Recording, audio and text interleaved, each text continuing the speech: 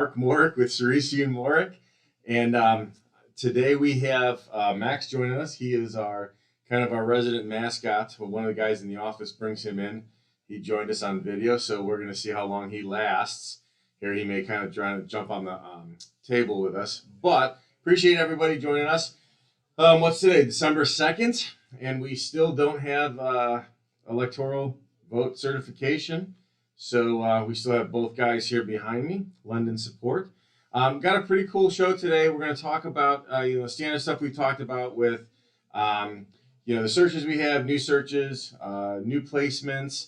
We're going to talk about some of the resume reviews. There's a bunch of people who are interested in doing the resume reviews. Appreciate that, but we try to keep it to 2. We're actually going to do 4 today because we've got so many people who have been interested in it. So keep them coming. And we're also going to talk about counter offers, and there's like a timely story. We'll get into that here in a minute. So to jump off, new searches right now that we have. Before we do that, the one thing I'm going to tell you, we've been having an unbelievable year. I feel very blessed and fortunate. It'll knock on wood, but we're having we've literally hit. We've exceeded our best year since we've been incorporated, and so we feel very fortunate about that. It looks like we'll have the best year so far in Ciresi and Morek history. So thank you to everybody that's helped contribute to that. New positions right now that we have.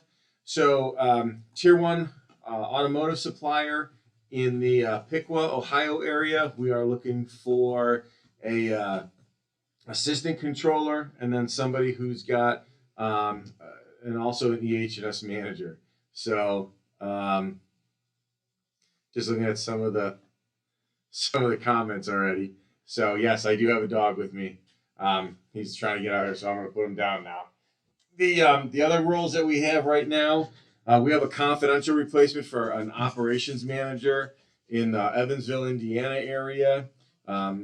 We have another confidential role for a materials manager in Birmingham, Alabama, Tier 1 automotive. We have a new client and a new search this week. Role is for a director of manufacturing engineering, and the role is in Atlanta. We've been marketing this one pretty heavily because it's a new client, and a new role for us. We've been inundated, so please be patient. If you've applied, please be patient with it. But what that role is looking for, somebody who can help manage a large CapEx project and implement mostly like plant layout and plant design, and then capital equipment upgrades across 7 facilities here mostly throughout the U.S. If you guys are interested, please send your resume over. You can look online at our active searches. We'll tell you who's assigned these jobs and who would be the best point of contact. If you've worked with somebody in the past here at Ciresi Morek, use them as your first point of contact. But if you haven't connected with anybody in the past, just go ahead and click on whoever is assigned that role on our active search page. So thanks. If you have any questions, you can always hit me up at info@ciresiandmorek.com. And then also wanted to congratulate 2 starts that we've got. Jeremy Johnson started as a vice president of purchasing for Magna. Congratulations, Jeremy. And then Zach Hussein is a maintenance manager at Eagle Family Foods. Congratulations, Zach. So those are the new jobs and the congratulations. So if you guys got any questions on any of that stuff, again, active searches would be a great place to go. Something also, too, don't forget, if you have any referrals, we do have a referral link. It's on the website, and then Anna Maria will put it up here in the comment section as well. But don't forget that, if you got somebody that you think would be a good fit, we'll pay you up to $1,000 if we end up placing that person. It's not somebody we've known about. So, maybe you'll make your Christmas a little bit better this year. Let us know. And then finally, the topic for today, counteroffers. Counteroffers. I always encourage people when I'm working with them on a job change before they're going to turn in notice to go ahead and Google counteroffers. We wrote a blog about this, I think 2 years ago. I think it's still timely information. But this is the reality of it. When you are looking at a counteroffer, right? So think about this. You want to break up with whoever you're dating, right? We always use analogies. I always use analogies, sports analogies, or or relationship analogies, there's something they're doing wrong, right? There's something that's not working out for you. That doesn't change, okay? And you also have to, and I'm always surprised that when we're dealing with counteroffers and a lot of this stuff that I always think is just basic, that a lot of people after it's done or during the conversations, they're always like, oh my gosh, I never thought about that. So think about this for a second, right? You've gone through this interview process, you've got this great opportunity and an opportunity you're excited about. It's scary as hell, right? It's change. One of the top 5 stressors is changing your job. And you go to turn in notice, and your boss, somebody you've got a relationship with for a year, 3 years, 5 years, 10 years, now all of a sudden is like, oh my God, I'm losing, this person. I'm going to lose Mark. He's turning in notice. There are a lot of things going on behind the scenes that you probably don't realize. I always hear when, people will come back to me like, wow, but they offered me a raise. Well, why didn't they give you the raise before you threatened to break up with them, right? Why did you have to go into them and break up with them to get the raise or to get the promotion or whatever? Those challenges are still there. This literally happened this week. So about 2 months ago, Alex is his name. Hopefully Alex isn't watching, but if you are, it's okay. But Alex turned down a job that we had for him, and he ended up staying where he was currently at because his boss, when he went to turn in notice, was like, oh my God, Alex, we're going to give you more money. We're sorry about this. We're going to give you a bigger facility. Don't go. We still want you. So he turned down the opportunity that we had him on, that he went through the whole interview process on. And Alex just called us, actually yesterday, 2 days ago, Monday, to let us know that all the stuff that was promised to him, guess what? None of it came to fruition. He was given a different plant, same size as the one he had. He wasn't given any extra money. So, from a responsibility perspective, it came down to be a real disappointment to him. So, it's just, guys, this is the problem with it. There's an issue. There's a reason you're looking to leave your current employer, okay? There's a reason you're looking to break up. That's not changing, okay? The only time, I've done this almost 20 years, the only time I've ever seen a counteroffer work was we had a client of ours, or a candidate of ours that interviewed, went to turn in notice, and they countered him. CEO got on a plane and flew to where he was at. He came to us and said, listen, I can't, I'm going to have to turn down this other opportunity, the one that you're presenting to us because, my boss came down, or my boss's boss actually jumped on a plane, came down. We said, listen, get everything in writing. Okay, if they give you everything in writing, then it's legitimate, right? Guess what? Everything was put in writing to include like a 1-year severance and a full cash payout, everything. So, and the guy is still there. He's doing incredibly well, but they came back and they said, listen, we literally were going to promote you. And it came to fruition. So unless your current employer, when you turn in notice, is willing to put everything in writing and give you kind of that golden parachute, I'd really caution it, because here's the other thing you got to think about. Retention could be one of his metrics for his bonus, right? Or you could be the rock star in his group, and if he loses you, you're the person doing all the work, right? Or, who knows what other reasons are out there. And if they're talking about giving you a raise, hey, I'll get you a raise. Sometimes it's not your boss's approval authority on that. So he, it's not even sure that he can even approve that to give you the raise. It may have to go up higher than they are. So don't take this stuff lightly. I've seen people try and use interviewing outside of their current employer and a threat of a 2-week resignation or a resignation to try and get a raise or a promotion. Here's the other thing that you got to think about it too. You go in to turn in your notice, you've just basically rung that bell. You can't unring that. What's your loyalty now going to be moving forward? So keep this stuff in mind. You're looking for opportunities outside your current employer for a reason. That reason is it changing with money.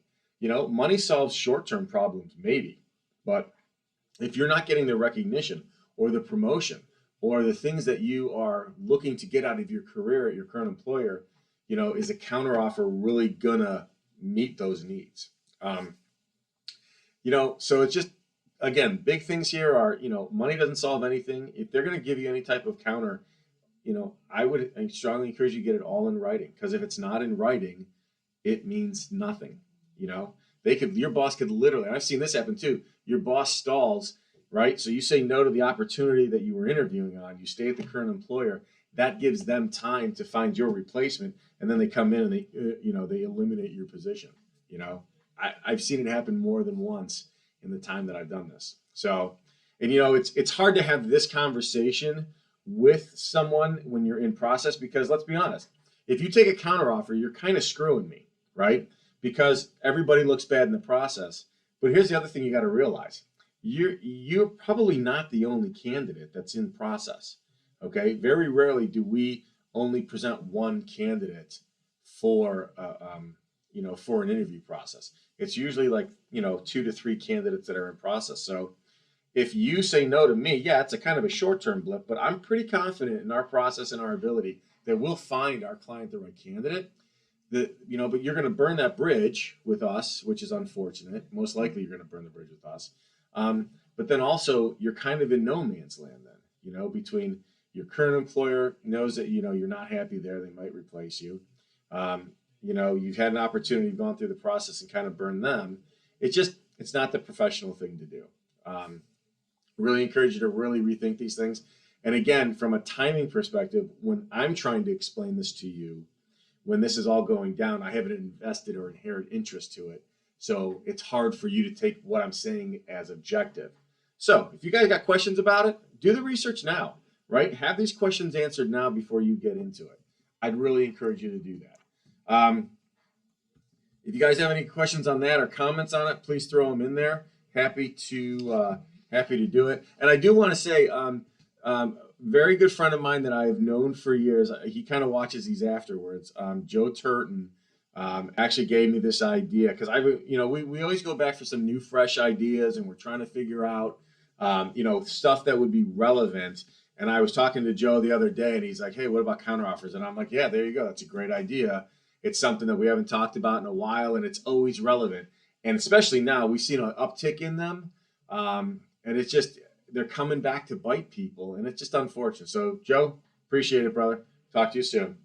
We're going to jump into resumes now, and the first one that we have in the mix is Rob Maynor. So, Rob, thanks for joining us. Hopefully, you are out there. Rob, you've got a very professional-looking resume. It is 3 pages, and I guess a couple of things that I would strongly encourage you to reconsider. You've got a lot of color on there, and I don't think the blocks of color really help you from a standpoint of ATS inhales, or because a lot of the times, we've talked about this before, a lot of times when you're applying to a position, you've got a lot of times when you apply to a position, it's going right into an applicant tracking system. So a lot of this stuff is automated, and a lot of times, images and logos and a lot of these color blocks can screw that up from a formatting perspective. So just be cognizant of that. And then the other thing is, buddy, you got a lot of writing, and I think you're going to lose readers' attention. And I think you can pare this stuff down. I think information-wise, it's awesome. I think one of the things that really impressed me with your resume is you talk about this. You selected as one of 14 applicants worldwide for this 3-year program. That's amazing. I mean, that's fantastic. And you highlight it, so which is even better.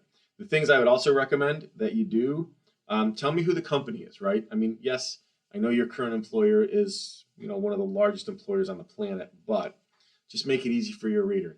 Quick highlight, global company, aerospace manufacturer, yada, yada, yada. And then from there, jump into what your responsibilities are. When you talk about this current role that you're in, you could really condense that down. You don't have to give that much detail on what they are.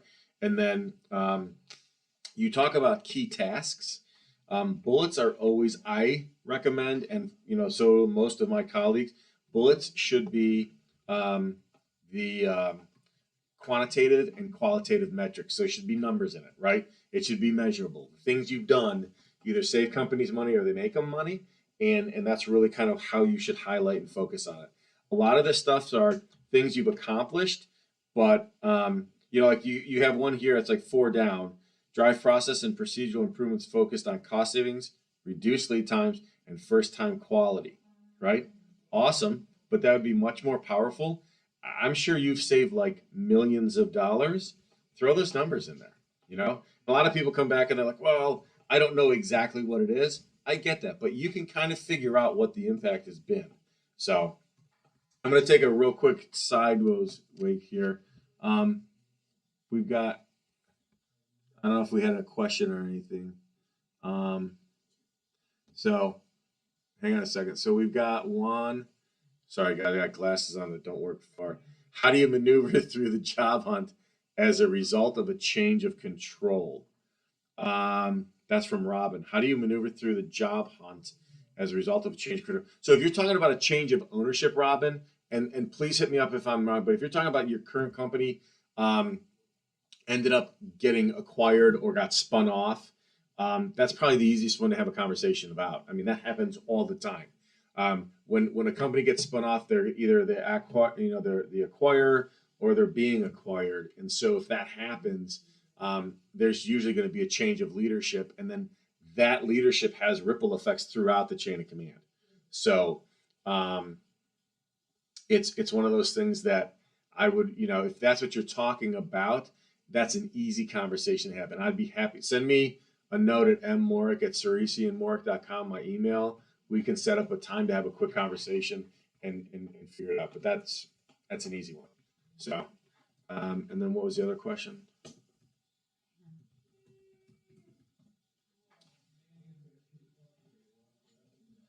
And then the other one, how do you prefer multi-pages? Do you prefer multi-pages or something that is narrowed down to a single? Yeah, Ralph, as asking. So number of pages, 2 is fine. If you've got like less than 5 years, you should be able to nugget out on 1 page. But there's no reason really to go past 2, maybe 2 1/4. I've talked to some guys who got 30, 35 years experience, and they still get it down to like 2 1/2. So if you've got probably 5 to 7 years, it's probably 1, unless you've had a bunch of jobs and a bunch of stuff. But I've seen people with these great careers. They try to do a summation on 1 page. I think it's unrealistic. I think 2 pages is plenty, and that should be fine. Okay. So, how do you explain a sabbatical? Yeah. I've seen people put sabbaticals on their resume as like a job. So depending on what, it would be titled sabbatical, and then they explain it in there, why you took it off. Was it to take care of aging parents or take care of a spouse or a sick child? I've seen that to kind of close the gap. Or I've seen them just literally put sabbatical and the time, and they just use it as a conversation point. Because when I've seen that on the resume, I mean, that at some point you're going to go through the background, you're going to come to it, and you're going to say, hey, can you share with me what happened? Some stuff is too personal, you really don't want to get into, and you can just put sabbatical from 2017 to 2019. I had one person I talked to, the guy basically took a year off and sailed around the world. I was like, that's cool, that's pretty cool. But he just literally saved all his money, sold everything, got a boat, sailed around the world, and now was trying to get back into the workforce. A little bit of a challenge, right? I mean, but you can explain it that way. So if that doesn't answer your question, again, my email's up there. Shoot me a note, and we can get through it. So, Andrew, just received an offer in another state, accepted, planned my financials accordingly since COVID killed my job and income. Sorry about that. Yeah. Within 5 days, the company withdrew the offer. Unprofessional and sets me back. Wow, Andrew, I am no lawyer. However, if you have a signed offer letter, and depending on what state you are in, yeah, and you're right, it is a matter of, you do have to be convinced. But here's the thing. I'm no lawyer.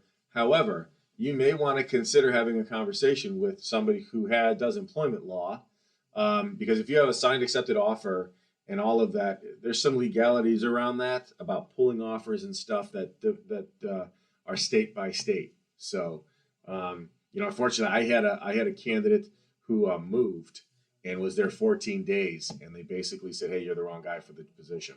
Um, so it happens, unfortunately, and you're absolutely right. It's not done until it's done. So, but I would encourage you at least have maybe a quick conversation with an attorney and go from there. So, um, we'll get back here onto the resume review. So, Robert, I apologize if you go by Bob. Again, I think from a formatting standpoint, and thank you for your service, by the way. I don't know where you. So you're a logistics guy, and you were at Fayette Nam. So, good luck on that one. Yeah, I think the overall formatting, I think it's a good looking resume. I just think you have a lot of words on it, and I'd really encourage you to bump that down. 3 to 5 lines for the explanation of what your responsibilities are, and then give me a couple blurbs about what your role is, or the company is, a line or two. It doesn't have to be grammatically correct, and then 5 to 8 bullets max for your most recent position, and then from there, 5, and then 3, and then so forth, and 2 to 3 bullets on your previous positions as well. If that doesn't help, let me know. But again, I think you got great information. I think yours is an easy fix. Yours is just paring it down and taking some of the stuff out. So, and again, any other questions, let me know. Next one on the slate is Rhonda. Rhonda, appreciate you joining us tonight. And I think from a visual perspective, you don't have. I think it's pretty solid. The only thing that would be intimidating with your resume is that you don't. There's a lot of verbiage. Yours is almost structured like a CV, where there's a lot of writing on it versus a resume, which is kind of more abrupt and to the point. Like you were a plant manager for Parker Hannifin, so that's awesome. Rhonda, have you talked to anybody here? I don't know if you've talked to anybody here, but if not, can you send me an email? Because I would like to talk to you. I may have a role for you, depending on where you want to go and stuff. So, but overall, I think from a format structure, you need to kind of break this down a little bit because people are going to be intimidated when they see it. They're not going to want to read it. I know that sounds horrible, but people see too much writing and then they're going to skip over stuff. So like just what I was talking to Robert about, tell me what your company does, a line or two, tell me what your responsibilities are with regards to your current position, and then bullet out what you've accomplished. Why is the organization better for having Rhonda at the helm? Everything else looks good. You've got your certifications and your degrees on here, but you don't tell me who they're from. That makes me a little suspect. Like where'd you get your bachelor's degree? Where'd you get your master's degree? Even if it was online, that's okay, but you're going to have to come up with that at some point. So give me a call, let me know. But yeah, I think there's some things you could do that would better represent your background on it. Next one on the hopper is Jeffrey. So Jeffrey, like this would be the one out of the resumes here that I would say probably is most closely related to what we consider kind of a solid format. You're a little wordy on the front end, but you tell me what your current employer is or your most recent employer does. You could probably expand on that a little bit, but now I'm being hypercritical. You tell me what your title is, your responsibilities are, and then you bang out a bunch of bullets. You use some metrics, mostly metric. I mean, you use some pretty good metrics. I think you could probably improve some of that a little bit. Improve cycle efficiency by 15%. Great. I don't know, maybe a little bit more detail about that. But literally, I would say like this would be one I would use as a benchmark to send out to folks. So there's not a lot I could say on it. The one I would say maybe is take off your specific street and house number. Just with today's security concerns and some of the stolen identity stuff, Just don't make it easy for them, but definitely keep, sales, the city state on there.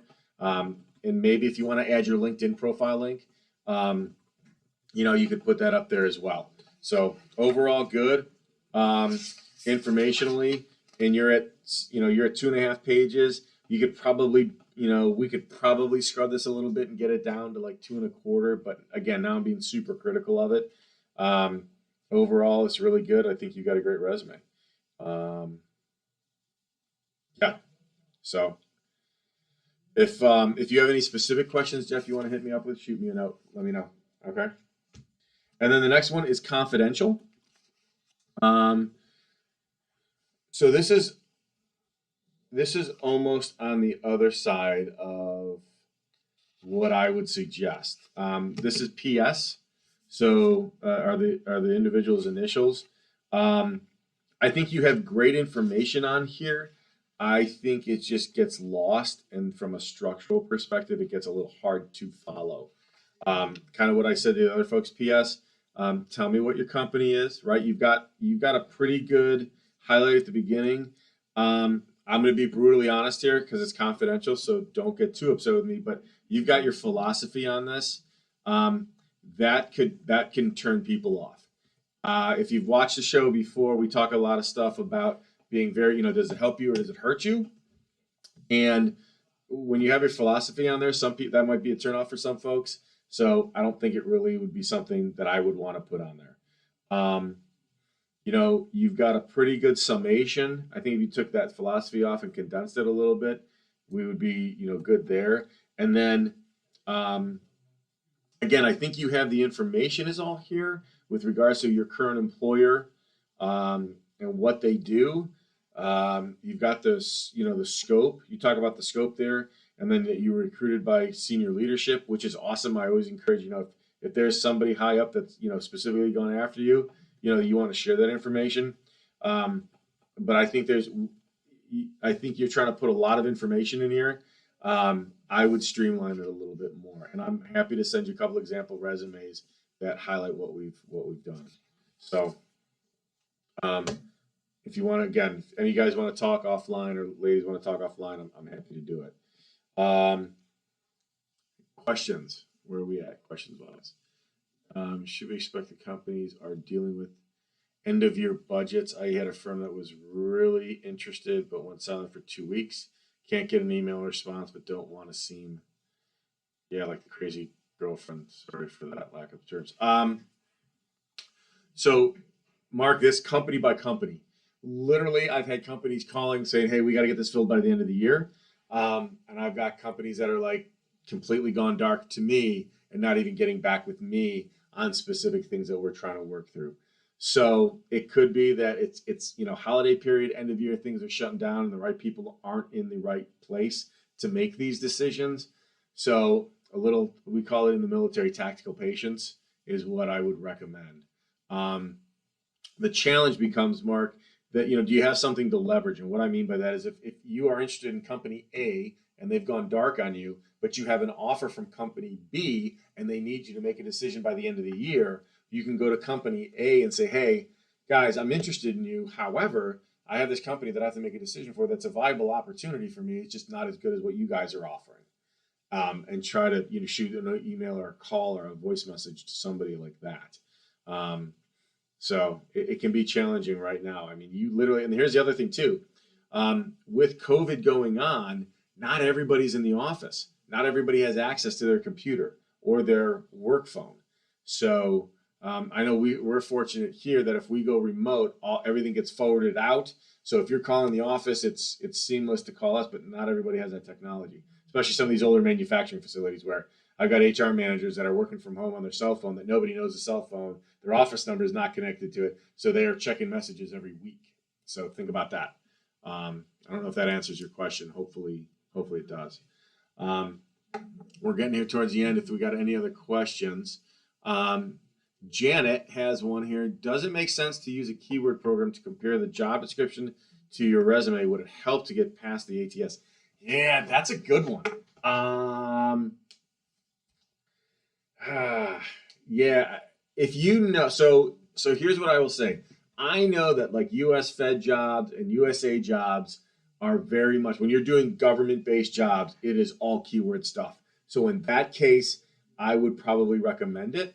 The problem is there's no standard code.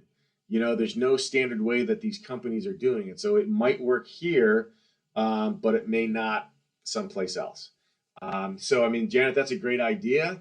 Maybe you want to apply one way, with one resume, and then apply, to another job at the same company without the resume counter name, and then, without the keyword counter program, and see what kind of better results you get.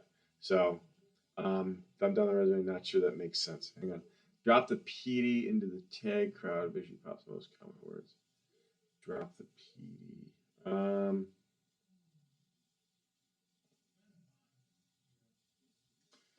Thanks, Rada. Janet, I don't know. Drop the PD into the tag crowd. Usually pops most common words. I don't know what that means, buddy. Sorry, guys. You lost me, Janet. So, yeah. So, Janet, with regards to dumbing down the resume, so this is what I will say. You have to know your audience when you're sharing a resume with folks. And most people who are doing the initial screen are looking for keywords. So if you have this, like the last resume that I reviewed, very impressive. He's got a lot of great information on there. So somebody within the industry can look at that and appreciate what he's writing. But like an HR generalist, or maybe somebody on the front end of internal talent acquisition, is probably not going to see the resume for what it is. And so that's the challenge. So when you talk about dumbing it down, it might be beneficial, but it really depends on kind of what the process is and what your audience is. I've got, and here's kind of a, we have so I have a client right now that we have this job, and the person that I was thinking for this position applied to this job 6 weeks ago and has heard nothing from the company. And this happens all the time. And the challenge with it is, so this person applied, hasn't heard anything in 6 weeks. This person will probably get the job. I mean, literally, their resume is ideal for that role, but internal people would look at that resume and not see it for what it is. That's why I pick up the phone and have a conversation with people. Take a shot, right? My business partner Robert always says that. If you've heard watch the YouTubes, he always talks about you take a shot. So. Hopefully that answers. Janet, I get told I'm overqualified due to previous positions. Send the resume, Janet, and I'll take a look at it. But here's kind of the insider. When they're telling you you're overqualified, it's probably code for something else, right? They're probably just using it as an excuse to not talk to you. The other thing with being overqualified, and we run into this all the time, the question really is, can you do that job, right? So I don't know what your background is, but if you're a director level now and you have a manager level job and you're like, listen, I'll do that job. It's not a matter of can you do the management level job.